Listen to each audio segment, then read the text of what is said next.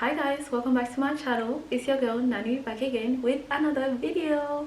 I hope you guys are doing well. Thank you so much for clicking into today's video if you're new here, and if you're not, thank you. So this is going to be part 2 of me answering some of the questions that you guys have left under my videos. The last video was solely on one question because I really wanted to break it down. The next question I have here is how much student can earn in a month. It really depends on the type of job you're doing in Bulgaria. So if you're a waitress, for example, I think it's like 1,000, from 1,000 or from 900 lev till 2,000 lev, 2,300 lev. If you take a job online, like a remote job where do a call center job, it can go up to like 1,600, 1,800, 1,500 lev per month. My SD card was full, so I had to change it. So that's about how much you can earn. But I remember when I went to Sunny Beach in the summer to work, like the pay was gonna be 900 lev and you're working 12 hours.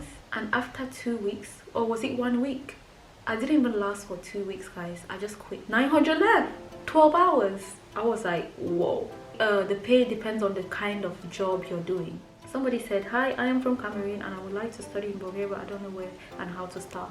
Please start by watching my playlist on YouTube about how to apply to medicine in Bulgaria, where I talk about the application process. I literally go through the whole thing. It's listed on the website on MUV from step 1 to 2. I read it out to you so that you guys can see. Okay, take a pen, take a book and take notes, guys. Take notes so you know that, okay, I need to first get this, first get this, first get this, and then you start your application process from there. So it's not hard. Honestly, it's really not hard. Do try to contact the admission team and they will help you with everything. Any question you have, ask them and they will answer you, because why? That's what their job is for. Their job is to recruit new students. Their job is to answer the questions of upcoming students. When you're confused about something, write them an email. They will get back to you, trust me. It doesn't matter which country you're from, whether you're from Cameroon, Nigeria, I don't know, India, the UK. The application process is pretty similar. The only difference, honestly, is your qualification when it comes to applying. Okay, the next question is, please dear, can you travel with a dependent to Bulgaria to study? I really cannot answer you, but I think maybe you should contact your embassy, your university, to see if you can travel, because I think it would depend on your visa. It would depend on the type of visa you're traveling with. I think it will be hard to travel with a dependent. They will need to ask you proof of how you will fund yourself. They will ask you proof of so many things on how you will manage your school, and also taking care of someone. And I guess I want to assume that the dependent you're talking about is maybe a child that you want to travel with. So I would not recommend you traveling with a dependent, but then again, I'm not sure if that's something that some universities allow. Maybe they do. It depends on your situation, isn't it? Maybe just contact the university you're applying to and see what they would say concerning your visa, because I think everything would depend on your visa. So sorry I can't help you with that question. Okay, the next one, Giovanna again. Would you say Varna is the best option now to study with? Okay, I answered this question in the last video. Like I told you, Varna is a very good university. I've also heard good things about Plovdiv. Sofia, not so sure. So yeah, I've answered this question in the last video, so check that out. So the next question is, how much is salary for IT analyst in Sofia? Google says max 68k euros. Okay, so I believe Google. Why would you ask me? I'm not an IT analyst. Yeah, Google is your best bet when it comes to knowing how much they pay for IT, and 68k is a good amount. All right, the last question. All right guys, so this is a question that I was emailed. It's concerning a video that I did about the negative sides of studying medicine in Bulgaria.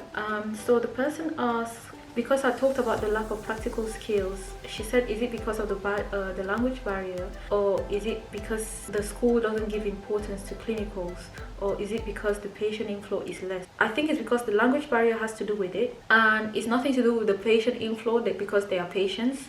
And I think it's also dependent on the professors, because some professors that you're assigned to that teach you, they are also doctors, and if they are too busy on the ward, so that means the students get less time with the doctor. So the main thing that I meant by practical skills is that we don't have much hands-on skills. Like for example, we don't have OSCEs where it says, okay, well, for you to be able to pass this class, you need to be able to take blood, you need to be able to cannulate, you need to be able to intubate, you need to be able to do a urinary catheter, you need to be able to do endoscopy. We don't have those skills. That's what I meant. Yes, some students have organized, because we have societies, and some students have put workshops in place where students get together and, you know, they practice how to do blood, how to do cannulas, how to do all of these things. Some student societies have done that in Varna, and I myself, I have attended those workshops a couple of times, I think 2 times, just learning how to take blood on each other. We're not doing it at the hospitals. These societies have organized these workshops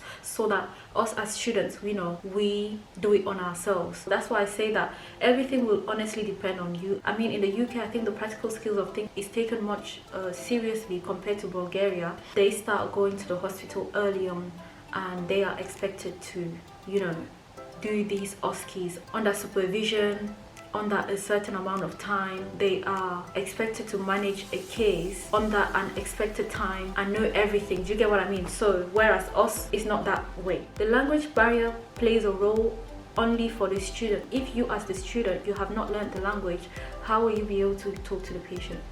How will you be able to ask them questions and what they're suffering from? So that part is on you, on you as the student, and it's nothing to do with the patient inflow. There are a lot of patients. I think one of the downside is that some professors are busy, because they are professors and they are doctors at the same time. So when we have our classes, sometimes they may have an emergency and they have to go to attend to the patient, and our class would be shorter. A class that was meant to be 1 hour could be 40 minutes because, you know, the teacher is with a patient, or, you know, something like that. And he said, I've heard that also that if you're going abroad, they don't let you diagnose or touch the patient. That is absolutely wrong. That is a lie. You can absolutely touch the patient, you can diagnose them, you can do everything. Thanks guys for watching today's video, and I will see you all in my next one.